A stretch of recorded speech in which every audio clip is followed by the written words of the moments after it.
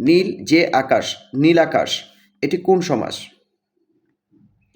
নীল যে আকাশ, নীল আকাশ, এটি হচ্ছে কর্মদ্বারয় সমাস। লাজ কোন ধরনের শব্দ? লাজ শব্দটি হচ্ছে বিশেষ্য পদ। শব্দ ও ধাতুর মূলকে কি বলে? শব্দ ও ধাতুর মূলকে বলে প্রকৃতি। বিদ্রোহী কবিতাটি কাজী নজরুল ইসলামের কোন কাব্যগ্রন্থের অন্তর্গত?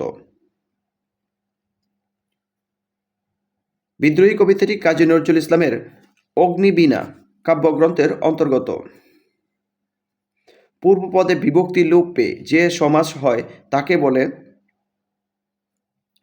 তৎপুরুষ সমাস। নিচের কোনটি বৃক্ষ শব্দের প্রতিশব্দ নয়?